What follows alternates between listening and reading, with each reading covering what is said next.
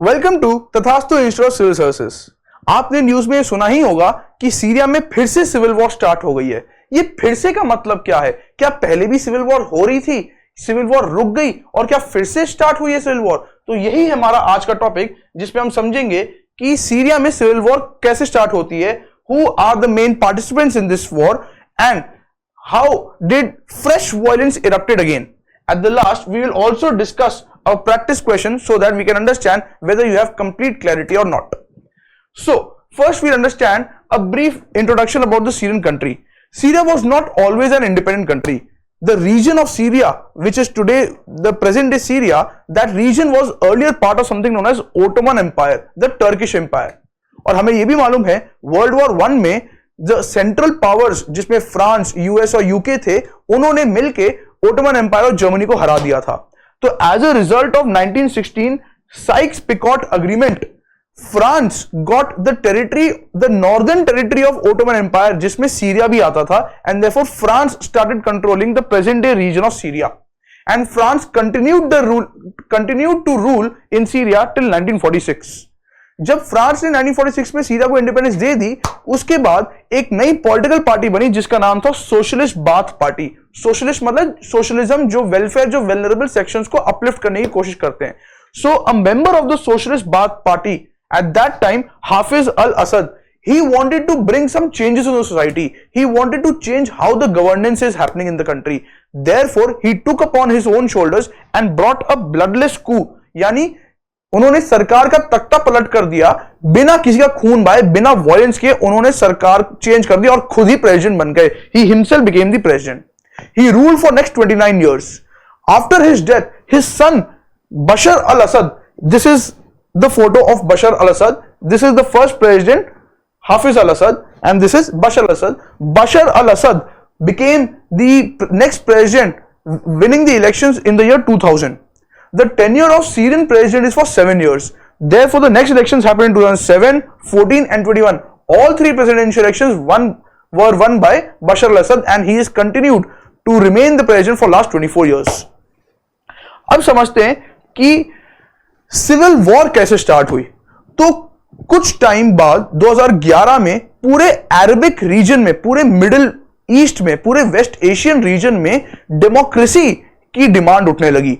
पूरी डेमोक्रेसी में, पूरे मिडिल ईस्ट में आपको मालूम ही है कि जैसे अगर ये मिडिल ईस्ट का मैप अगर मैं आपके लिए दिखाऊं, जिसमें ईरान, सऊदी अरेबिया, इजिप्ट सब आ रहा है, इस पूरे रीजन में हम ये देखते हैं कि बहुत सी कंट्रीज मोनार्कियल है, यानी वहां पे किसी राजा का शासन है, या अगर कोई इलेक्ट होके भी आ रहा है तो वो डिक्टेटोरियल है, वो डिक्टेटर है, वो तानाशाह की तरह रूल कर रहा है। So therefore many people started to demand that there should be democracy in the country. इसी चीज को, इसी फिनोमेना को हम अरब स्प्रिंग बोलते हैं कि अरब में एक नई सुबह उठी है जो डेमोक्रेसी और लोकतंत्र की डिमांड कर रही है।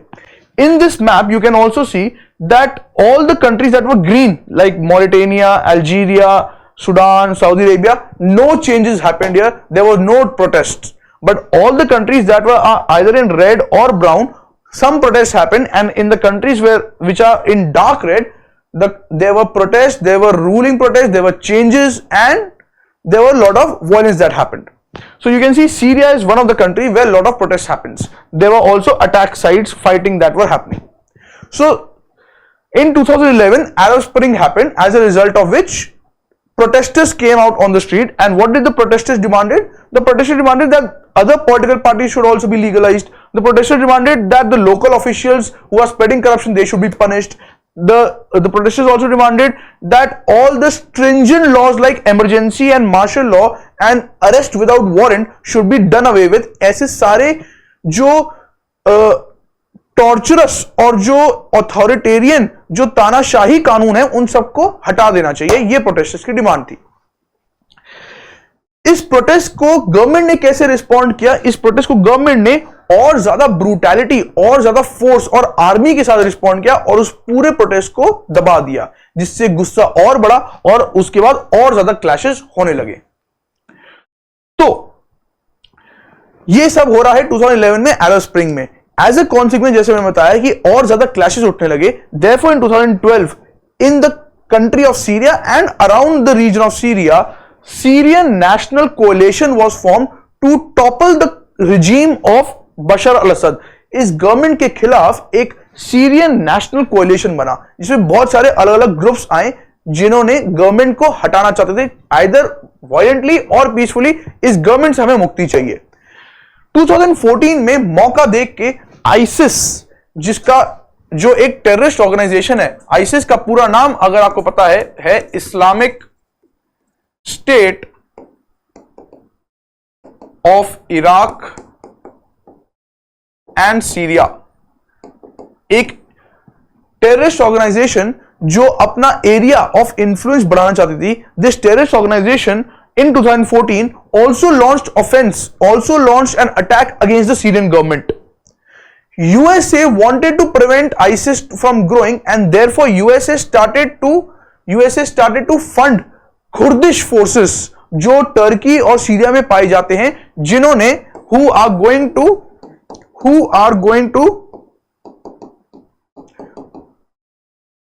to counter the ISIS terrorist organisation. ये खुर्दिश फोर्सेस क्या होते हैं? खुर्दिश फोर्सेस अगर मैं आपको दिखाऊं खुर्दिश फोर्सेस का मैप, तो अगर आप समझ पा रहे हैं कि ये मिडिल ईस्ट का मैप है, जिसमें ये जो एरिया है ये सारा टर्की है, ये सारा सीरिया है, ये सारा इराक है, इस तरफ ईरान है।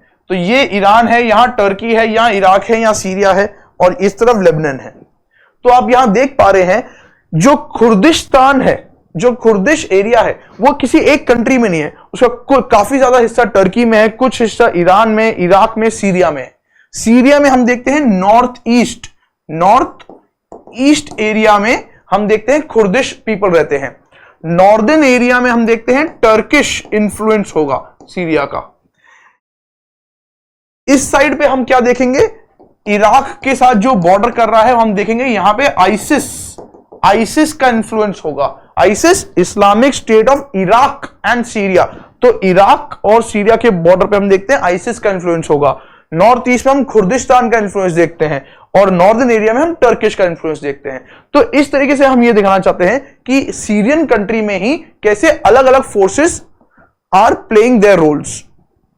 एक और मैप आपके लिए मैं लाया हूं, ये भी सेम मैप है, जहां पे आपको यही दिखाने की कोशिश की जा रही है कि ये अगर हमारा मैप है, ये अगर हमारा मैप है जिसमें खुर्दिस्तान की एरिया यहां पे प्रेजेंट है, जो टर्की, ईरान, इराक और सीरिया चारों कंट्रीज में बटा हुआ है।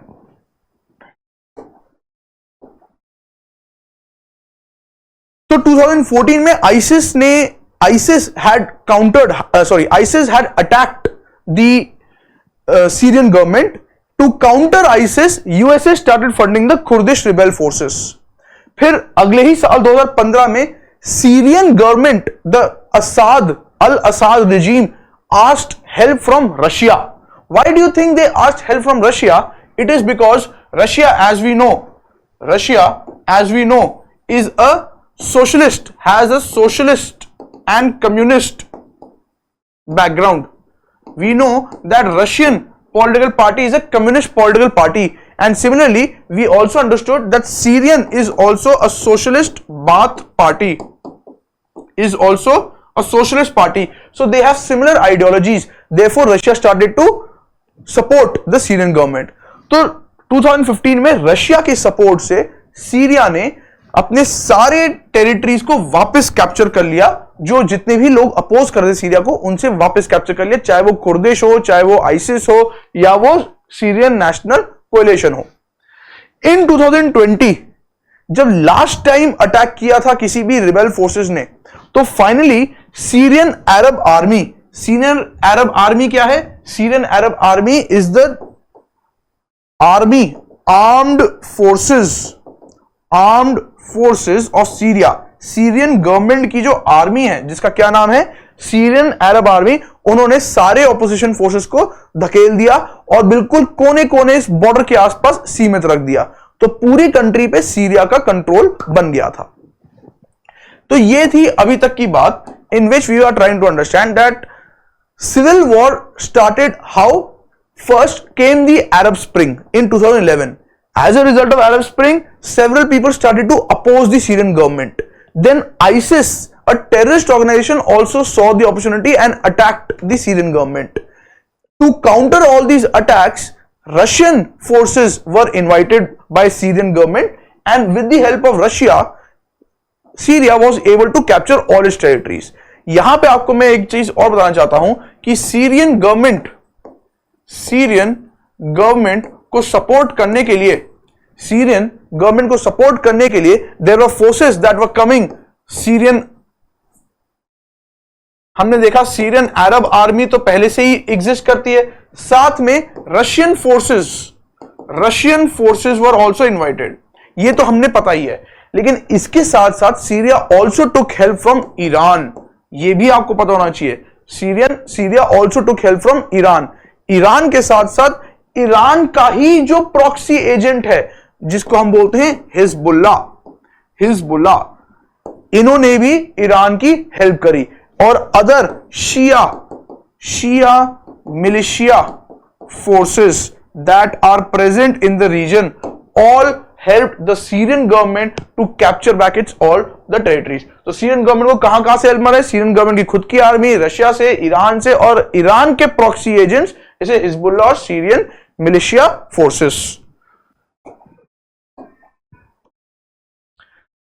अब आगे चलते हैं, और ये एक और मैप है जिसमें हम देखते हैं कि कैसे सीरियन सिविल वॉर एक्सटेंड और एक्सपैंड होती जा रही है। तो जब शुरू में सीरियन सिविल वॉर स्टार्ट हुई 2015 में, तो आप देख सकते हैं जितना भी ब्लैक एरिया है ये सारा आईसिस का है, जितना भी रेड एरिया है ये सारा सीरियन गवर्नमेंट का है। तो आप देखते हैं आधे 50-50% पे सीरियन गवर्नमेंट और आईसिस का कंट्रोल है। जो हमने पहले ही देखा था नॉर्थ ईस्ट में ये खुर्दिश एरिया होगा, जो नॉर्दर्न साइड है वो टर्किश इन्फ्लुएंस में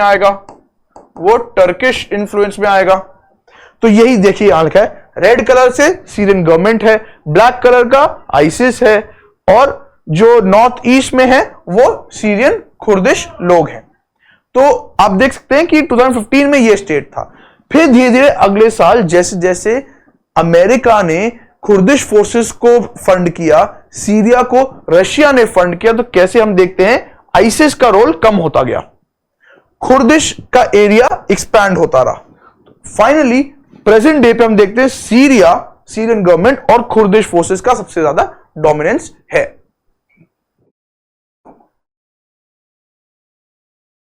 अब यहां पे हम ये समझने वाले हैं कि इस सिविल वॉर में कितने पार्टिसिपेंट्स हैं, कौन कौन पार्टिसिपेट कर रहा है, कौन कौन किस किस से लड़ रहा है। So in the Syrian civil war the first party is the Syrian government who is supported by the Syrian Arab army. Syrian Arab army is supported by, जैसे मैंने अभी आपको बताया, Syrian Arab army supported by Iran, Shia militias from Iraq and Russian forces. तो ये सारे मिलकर Syria को सपोर्ट कर रहे हैं। इसके बाद who is the next party? Syrian Democratic forces. Syrian Democratic forces कौन है? सीरियन डेमोक्रेटिक फोर्सेस जो हैं वो खुर्दिश रिबेल्स हैं। सीरियन डेमोक्रेटिक फोर्सेस किसका नाम है? खुर्दिश रिबेल्स का। तो ये कहां पे होते हैं? नॉर्थ ईस्ट सीरिया में। जैसे यहां लिखा है नॉर्थ ईस्ट सीरिया में खुर्दिश डेमोक्रेटिक फोर्सेस एग्जिस्ट करते हैं, एचडीएफ। और इनको कौन पैसा देता है? They are getting funding from USA से इनको फंडिंग मिलती है। फिर तीसरा जो एक्टर है in Syrian civil war is Hayat Tahrir al Sham, HTS इसका शॉर्ट फॉर्म है, which is basically a Turkey backed terrorist organisation. ये टेररिस्ट ऑर्गेनाइजेशन आईसिस और अलकायदा से निकल के बना है। आईसिस एंड अलकायदा से सेपरेट होके एक और टेररिस्ट ऑर्गेनाइजेशन बनी है जिसका नाम है HTS, and this is supported by Turkey. This is also attacking the Syrian government. The fourth participant in the Syrian civil war is known as Syrian National Army. अब यहां पे आपको कंफ्यूजन होगा। UPSC can try and trick you that Syrian Arab army belongs to the government of Syria, but Syrian National Army is not part of Syrian government. Syrian National Army (SNA) is also considered as rebels, ये भी against the Syrian government है। ये वो लोग हैं जो any other जो पहले सीरियन आर्मी में सोल्जर्स थे, सीरियन गवर्नमेंट को छोड़ के उन्होंने अपनी एक खुद की ऑर्गेनाइजेशन बना ली है। उस ऑर्गेनाइजेशन का पहले नाम था फ्री सीरियन आर्मी और अब उसका नाम हो गया सीरियन नेशनल आर्मी। ये पहले सीरियन गवर्नमेंट में ही सोल्जर्स थे, they left the government, they wanted to bring change in the government and they have established their own organization known as SNA, Syrian National Army. They are against the Syrian government and they are also supported by Turkey. तो इनको भी rebels का नाम दिया गया है। तो ये 4 डिफरेंट पार्टिसिपेंट्स हैं जो सीरियन सिविल वॉर में हैं। Syrian government, Kurdish forces supported by USA, Syrian government supported by Russia, इनके अलावा 2 टेररिस्ट ऑर्गेनाइजेशंस। जैसे यहां पे हम आपको एक डायग्रामेटिकली दिखा रहे हैं कि सीरियन सिविल वॉर में कौन कौन पार्टिसिपेट कर रहा है। Free Syrian army, free Syrian army का दूसरा नाम क्या है, Syrian National army. Syrian National army कौन है, the defectors from Syrian army, जो सीरियन गवर्नमेंट को बदलना चाहते हैं, सीरिया के अंदर में से ही जो सीरियन गवर्नमेंट को बदलना चाहते हैं। Then we have Syrian Democratic Forces, SDF, जो बेसिकली कुर्दिश हैं। ये कहां पे मौजूद है, ये कहां पे प्रेजेंट है, they are present in the north east country, northeast part, and they are supported by USA. Then we have some terrorist organizations. Syrian National Army is again supported by Turkey. We have a terrorist organization. This terrorist organization is under the supervision of HTS, is again supported by Turkey. जो पहले al Qaeda और ISIS का part था, ISIS का part है, ISIS से अलग हो गया, HTS बना है। इसके बाद हम देखते हैं Hezbollah. Hezbollah is in Lebanon, Hezbollah is in Lebanon but is a proxy of Iran, is a proxy of Iran. Syrian government को कौन सपोर्ट कर रहा है, हिजबुल्ला कर रहा है, ईरान कर रहा है और रशिया कर रहा है। So these are the different participants who are at different points of time at different locations fighting the Syrian civil war.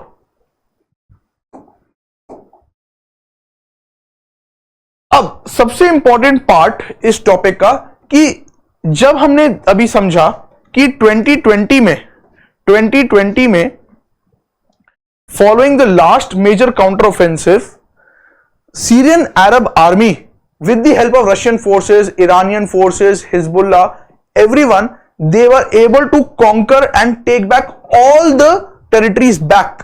और सारे opposing parties को, rebels को, they had cornered and thrown out of the country to the bordering areas.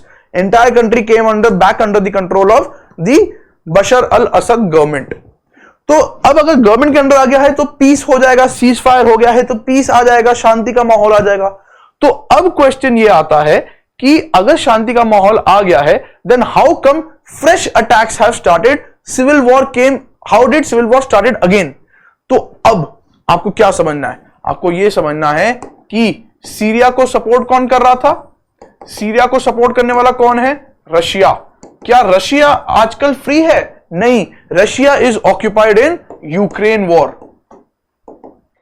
Similarly Iran support कर रहा था, क्या Iran आजकल free है, नहीं, Iran is occupied with Israel war. Similarly Hezbollah in Lebanon, is Hezbollah free, no, Hezbollah is also fighting and war with Iran, fighting a war with Israel.